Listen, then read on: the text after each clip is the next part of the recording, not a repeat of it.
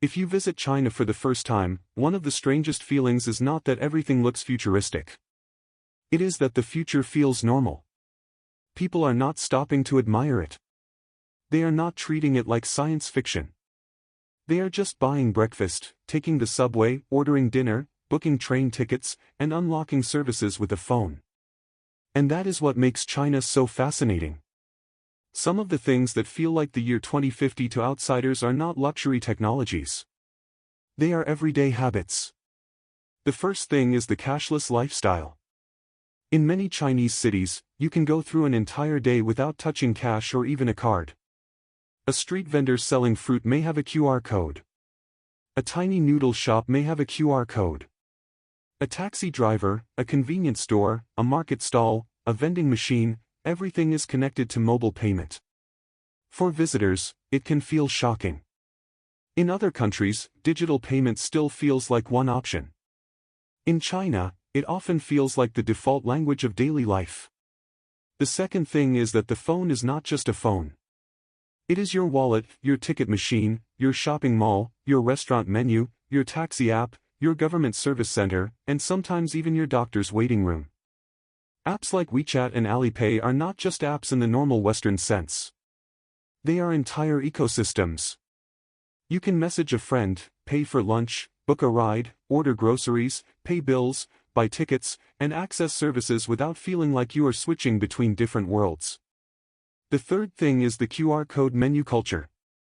You sit down at a restaurant, scan the code on the table, see the full menu, choose your food, pay instantly, and wait. No calling the waiter. No waiting for the bill. No awkward moment when everyone tries to split the check. In some places, the food just appears at your table like the restaurant already knew what you wanted. To locals, this is normal. To a visitor, it feels like the restaurant has been upgraded into software. The fourth thing is delivery speed. In many Chinese cities, ordering food is not just convenient, it is almost absurdly fast. Coffee, bubble tea, noodles, medicine, groceries, phone chargers, cosmetics, snacks, and household items can arrive in minutes. The delivery network is so dense that online shopping does not always mean waiting 2 days. Sometimes it means ordering something from your couch and getting it before you finish watching an episode of a show. The fifth thing is instant retail. This is different from normal e-commerce. It is not just ordering from a warehouse far away. It is ordering from nearby stores that are connected to delivery platforms. You realize that the city itself has become a warehouse. The pharmacy, the supermarket, the convenience store, and the restaurant are all part of one digital nervous system. You tap, someone picks it up, and the product moves through the city toward you. The sixth thing is smart parcel lockers. In apartment complexes, office buildings, and residential neighborhoods, packages often do not just wait at your door. They go into lockers or pickup stations. You get a message, scan a code, and the door pops open. It feels simple, but when you see it everywhere, you understand the scale. China's e-commerce system produces a flood of packages, and the last step of delivery has been redesigned around phones, codes, lockers, and pickup points. The seventh thing is hotel robots.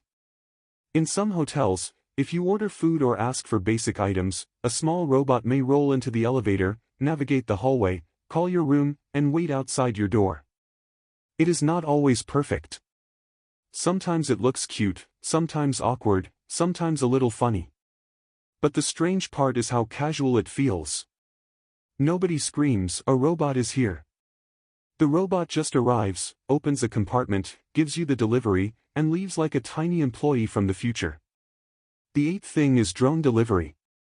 This is not everywhere, and it is not replacing normal delivery yet, but in some places it is already real enough to feel surreal. Food, drinks, and small supplies can be flown across short distances by drone, especially in areas where walking or driving would take longer. The idea that lunch can come from the sky still feels futuristic. But in parts of China, it is becoming one more experiment in making daily life faster. The ninth thing is high-speed rail. China's train system can make air travel feel outdated for many domestic trips. You enter a station that feels like an airport, scan through, board a sleek train, and cross distances that would feel huge in other countries. The difference is not just speed. It is frequency, scale, and convenience. High-speed rail connects cities in a way that changes how people think about distance. A trip that once felt like a major journey can become a normal weekend plan. The 10th thing is how electric vehicles have become part of the streetscape. In some countries, EVs still feel like a premium choice or a political debate. In China, they often feel ordinary. Electric cars, electric buses, electric scooters, charging stations, giant screens inside vehicles, voice assistants, and driver assistance features are everywhere in major cities. The city sounds different when so much of the traffic is electric. Less engine noise, more screens, more software, more silent movement. The 11th thing is battery swapping and ultra-fast charging culture. The idea of stopping for gas is being challenged by completely different habits. Some EV owners charge at home, some use public chargers, and some brands use stations where the car's battery can be swapped out. The futuristic part is not only the technology. It is the feeling that the entire infrastructure of movement is being rewritten in real time. The 12th thing is robot access. In certain cities, you can see self-driving taxis operating in real traffic. They are not magic, and they are not perfect. They can be cautious, slow, or strange in complicated situations. But the experience of opening an app, summoning a vehicle, sitting inside, and realizing there is no driver controlling the wheel still feels like a scene from a movie. Even when the technology has problems, the fact that ordinary passengers are already testing this future is remarkable. The 13th thing is live stream shopping. In many places, online shopping means searching for a product and reading reviews. In China, shopping can feel like entertainment, television, social media, and e-commerce all fused together. A host demonstrates a product live, answers questions, creates urgency, offers discounts, and people buy instantly inside the same platform. It feels less like browsing a store and more like joining a live event where commerce is happening in real time. The 14th thing is digital government and digital public services. Many everyday tasks that once required standing in lines can now begin on a phone. Payments, appointments, transportation services, public forms, hospital registration, and local services are increasingly connected to digital platforms. This can feel incredibly efficient. But it also reveals the other side of China's future. Convenience and control often grow together.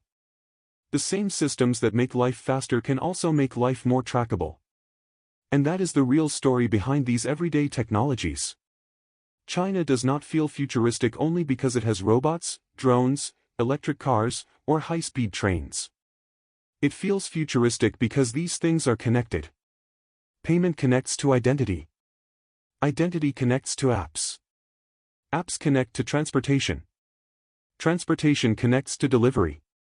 Delivery connects to stores, restaurants, lockers, riders, drones, and robots. The city starts to feel less like a collection of separate services and more like one giant operating system. But this future is not perfect. It can be overwhelming for foreigners. It can be difficult if you do not have the right app, the right phone number, or the right payment setup. It can create privacy concerns. It can make older people or less tech-savvy people feel left behind. And it can turn simple things into problems when the system does not recognize you. That is what makes China's version of the future so interesting. It is not clean science fiction. It is messy, fast, convenient, impressive, and sometimes uncomfortable.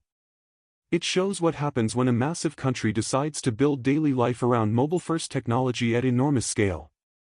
For outsiders, these 14 things can feel like the year 2050. For millions of people in China, they are just Tuesday. And maybe that is the most futuristic part of all.